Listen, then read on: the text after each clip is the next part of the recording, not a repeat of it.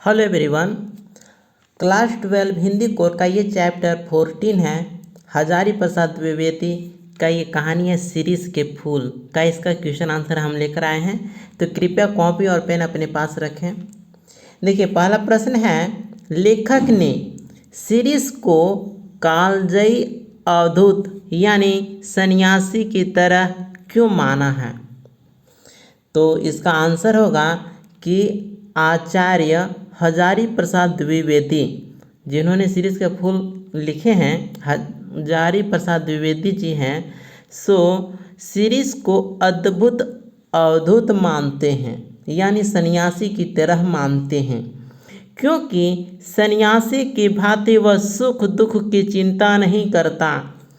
Series कालजयी अवधूत की भांति जीवन की अजेयता के मंत्र का प्रचार करता है। जब पृथ्वी अग्नि के समान तप रही होती है, वह तब भी कोमल फूलों से लदा लहलहाता रहता है। बाहरी गर्मी, धूप, वर्षा, आंधी, लू उसे प्रभावित नहीं करती। इतना ही नहीं, वह लंबे समय तक खिला रहता है। सीरीज विपरीत परिस्थितियों में भी धैर्यशील तथा अपने अजय जिजीवसा के साथ निष्पृह भाव से प्रचंड गर्मी में भी अविचल खड़ा रहता है।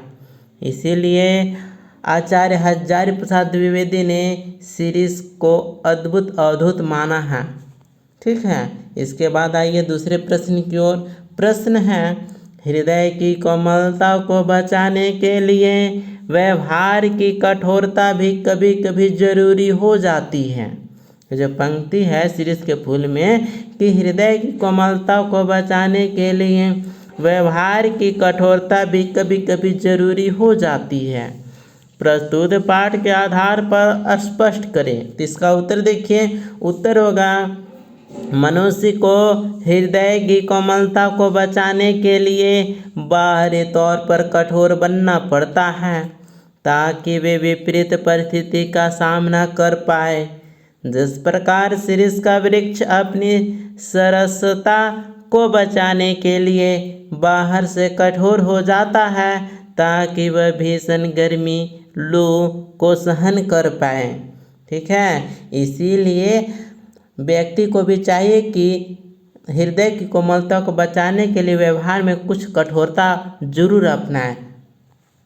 तीसरा प्रश्न देखिए, प्रश्न है, द्विवेदी जी ने सीरीज के माध्यम से कोलाहल व संघर्ष से भरी जीवन स्थितियों में अविचल रहकर जिजीविषु बने रहने की सीख दी है, स्पष्ट करें। तो इसका उत्तर इस प्रकार से होगा, जब पृथ्वी अग्नि के समान तप रही होती है, तब भी शिरीष का वृक्ष कोमल फूलों से लदा लहलहाता रहता है।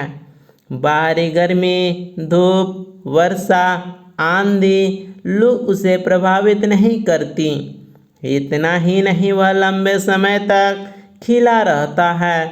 इसी तरह जीवन में किसी भी प्रकार की कठिनाई क्यों न आए, मनुष्य को उस पर जीत हासिल करनी चाहिए। उसे चारों ओर फैले भ्रष्टाचार, अत्याचार, मारकाट, लूटपाट और खून खच्चर में निराश भी नहीं होना चाहिए, अपितु स्थिर और शांत रहते हुए मंजिल पर पहुंचने का प्रयास करना चाहिए। इस प्रकार शिरीष विपरीत परिस्थितियों में भी धैर्यशील रहने तथा अपनी अजय जिजीविषा के साथ निष्पृह भाव से रहने की सीख देता है। इसके बाद देखिए, चौथा प्रश्न है। प्रश्न इस प्रकार से है कि हाय वह अवधूत आज कहाँ है? ठीक है, तो सीरीज के फूल में हजारी प्रसाद द्विवेदी लिखते हैं कि हाय वह अवधूत आज कहाँ है।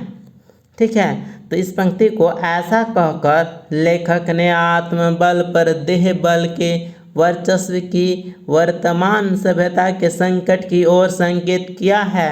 कैसे? तो इसका उत्तर होगा अद्भुत सांसारिक मोह माया से ऊपर उठा व्यक्ति होता है।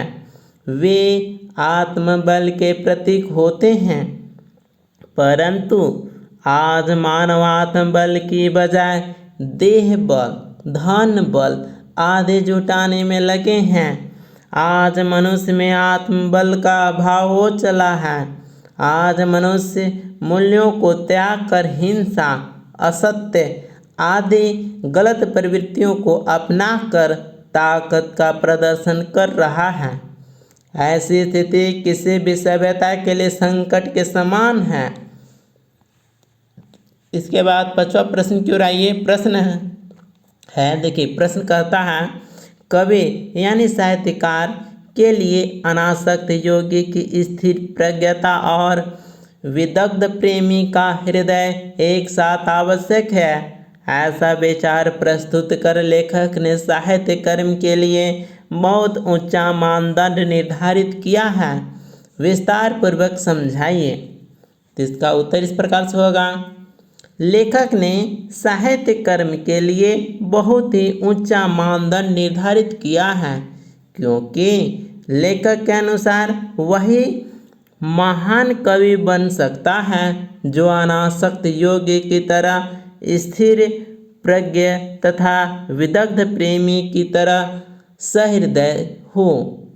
छंद तो कोई भी लिख सकता है, परंतु उसका यह अर्थ नहीं कि वह महाकवि है।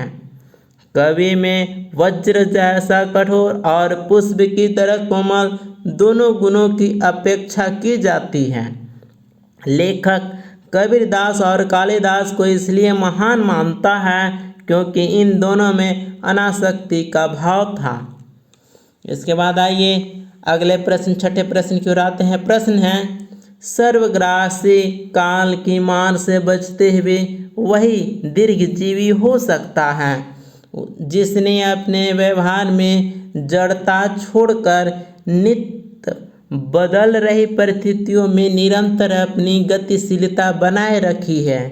पाठ के आधार पर स्पष्ट करें। तो इसका उत्तर है मनुष्य को चाहिए कि वह समय को बदलती परिस्थितियों के साथ ढाल ले। जो मनुष्य सुख दुख, निराशा, आशा से अनासक्त होकर अपना जीवन यापन करता है, वह प्रतिकूल परिस्थितियों को भी अनुकूल बना लेता है, अतः दीर्घजीवी होता है। शीरीष का वृक्ष और गांधी जी दोनों अपनी विपरीत परिस्थिति के सामने जड़ होकर नष्ट नहीं हुए, बल्कि उन्हीं भीषण परिस्थिति को अपने अनुकूल बनाकर जीवन में सरस रह सके। इसके बाद आइए अगले प्रश्न की ओर। आशा स्पष्ट करने के लिए है देखिए 7वां का प्रश्न है दुरंत प्राणधारा और सर्वव्यापक कालाग्नि का संघर्ष निरंतर चल रहा है। मूर्ख समझते हैं कि जहाँ बने हैं वहीं देर तक बने रहे तो काल देवता की आंख बचा पाएंगे। भोले हैं वे। हिलते डुलते रहो, स्थान बदलते रहो, आगे की ओर मुंह किए रहो तो कोड़े की मार से बच भी सकते हो। जमे कि मरे, ठीक है, अगर जम गया तो मर सकता है, लेकिन यदि हिलते डुलते रहोगे, बदलते रहोगे स्थान, तो हो सकता है कि कोड़ी की मार से बच सकें। तो इसका आशय स्पष्ट करना है कि इन पंक्तियों का आशय जीवन जीने की कला से है। लेखक के अनुसार दुरंत प्राणधारा और सर्वव्यापक कालाग्नि का संघर्ष निरंतर चल रहा है। जो बुद्धिमान है वे इससे संघर्ष कर अपना जीवन यापन करते हैं। मूर्ख व्यक्ति यह समझते हैं कि वे जहाँ हैं वहाँ डटे रहने से काल देवता की नज़र से बच जाएंगे। वे भोले होते हैं, उन्हें यह नहीं पता होता है कि जड़ता मृत्यु के समान है तो गतिशीलता जीवन है। जो हिलते डुलता है, स्थान बदलता है, वही प्रगति के साथ साथ मृत्यु से भी बचा रहता है, क्योंकि गतिशीलता ही तो जीवन है। इसके बाद आइए ख है, देखिए कहता है प्रश्न कि जो कभी अनासक्त नहीं रह सका, जो फक्कड़ नहीं मन सका, जो किए कराए पर लेखा जोखा मिलाने में उलझ गया, वह भी क्या कवि है। मैं कहता हूँ कवि बनना है मेरे दोस्तों तो फक्कड़ बनो। तो इसका आशय स्पष्ट करना है, तो देखिए उत्तर होगा इस पंक्तियों का आशय सच्चे कवि बनने से है। लेखक के अनुसार यदि श्रेष्ठ कवि बनना है तो अनासक्त और फक्कड़ बनना होगा। अनासक्ति से व्यक्ति तटस्थ भाव से निरीक्षण कर पाता है और फक्कड़ होने से वह सांसारिक आकर्षणों से दूर रहता है। जो अपने कार्यों का लेखा जोखा हानि लाभ आदि मिलाने में उलझ जाता है वह कवि नहीं बन पाता। इसके बाद देखिए आगे ग प्रश्न है। प्रश्न कहता है फूल हो या पेड़ वह अपने आप में समाप्त नहीं है, वह किसी अन्य वस्तु को दिखाने के लिए उठे हुए अंगुली है, वह इशारा है। इसका आशय क्या होगा, तो इसका उत्तर होगा इस पंक्ति का आशय सुंदरता और सृजन की सीमा से है। लेखक के कहने का तात्पर्य यह है कि फल पेड़ और फूल इनका अपना अपना अस्तित्व होता है, ये यूं ही समाप्त नहीं होते हैं। ये संकेत देते हैं कि जीवन में अभी बहुत कुछ शेष है, अभी भी सृजन की अपार संभावना है। इसके बाद आइए पाठ के आसपास से प्रश्न उत्तर हम करते हैं। पहला प्रश्न देखिए, प्रश्न है शिरीष के पुष्प को शीत पुष्प भी कहा जाता है। ठीक है, शिरीष के पुष्प को शीत पुष्प भी कहा जाता है। ज्येष्ठ माह की प्रचंड गर्मी में फूलने वाले फूल को शीत पुष्प संज्ञा किस आधार पर दी गई होगी। इसका उत्तर होगा ज्येष्ठ माह में प्रचंड गर्मी पड़ती है, ऐसी गर्मी में भी शिरीष के फूल खिले रहते हैं। ऐसी गर्मी में तो फूलों को मुरझा जाना चाहिए, किंतु ये तो खिले रहते हैं और यह तभी संभव है जब पुष्प इतने ठंडे हो कि आग भी इन्हें छूकर ठंडी हो जाए। इसी आधार पर इन्हें शीत पुष्प की संज्ञा दी गई होगी। इसके बाद आइए पाठ के आसपास का दूसरा प्रश्न की ओर आते हैं। प्रश्न है कोमल और कठोर दोनों भाव किस प्रकार गांधी जी के व्यक्तित्व की विशेषता बन गए। इसका उत्तर होगा गांधी जी जन सामान्य की पीड़ा से द्रवित हो जाते थे, परंतु वही अंग्रेजों के खिलाफ वज्र के भांति तन कर खड़े हो जाते थे। एक ओर तो गांधी जी के मन में सत्य अहिंसा जैसे कोमल भाव थे, तो दूसरी ओर अनुशासन के मामले में बड़े ही कठोर थे। अतः हम कह सकते हैं कि कोमल और कठोर दोनों भाव गांधी जी के व्यक्तित्व की विशेषता बन गए। इसी प्रकार से यह चैप्टर यहीं पर कंप्लीट होता है। मिलते हैं अगले वीडियो में।